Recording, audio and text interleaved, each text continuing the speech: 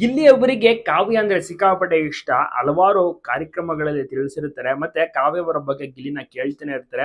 ಹಣೆ ಬರಹದಲ್ಲಿ ಬರ್ದಿದ್ರೆ ಸಿಗ್ತಾಳೆ ಬಿಡಿ ಅಂತ ಮೈಕ್ ಇಟ್ಕೊಂಡು ಹೇಳ್ತಾರೆ ಗಿಲ್ಲಿ. ಸೊ ಇದನ್ನೆಲ್ಲ ನೋಡಿದಂತ ಜನರು ಸಿಗ್ಲೇಬೇಕು, ಒಂದಾಗ್ಲೇಬೇಕು ಅಂತ ಹೇಳ್ತಾರೆ. ಇದೇನು ಹಬ್ಬದ ದಿವಸ ಬೇರೆ ಬೇರೆ ಈವೆಂಟ್ಸ್ ಗಳಲ್ಲಿ ಭಾಗಿಯಾಗಿರ್ತಾರೆ ಕಾವ್ಯ ಮತ್ತೆ ಗಿಲ್ಲಿ ಅವರು ಒಂದು ದೊಡ್ಡ ಕಾರ್ಯಕ್ರಮಕ್ಕೆ ಹೋಗಿರ್ತಾರೆ. ಸ್ಟೇಜ್ ಹತ್ತಾರೆ, ಡ್ಯಾನ್ಸ್ ಮಾಡ್ತಾರೆ. ಅಲ್ಲೂ ಕೂಡ ಕಾವ್ಯಲ್ಲಿ ಕಾವು ಕಾವು ಅಂತ ಜೋರಾಗಿ ಗಿಲ್ಲಿನ ಕೂಗ್ತಾರೆ, ಕಿರಿಸ್ತಾರೆ.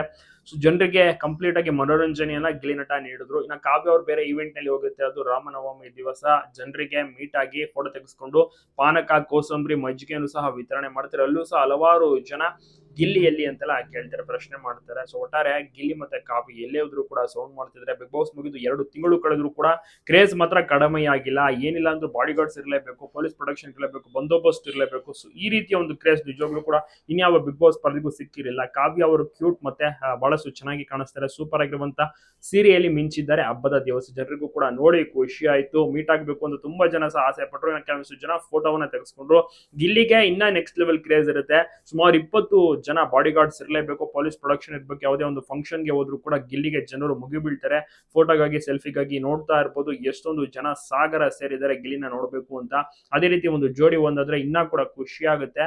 ಹಬ್ಬದ ದಿವಸ ನೋಡಿ ಯಾವ ರೀತಿ ಎಲ್ಲ ಒಂದು ಓಡಾಟ, ಈವೆಂಟ್ಸ್ ಗಳಲ್ಲೆಲ್ಲ ಭಾಗಿಯಾಗ್ತಾ ಇದ್ದಾರೆ.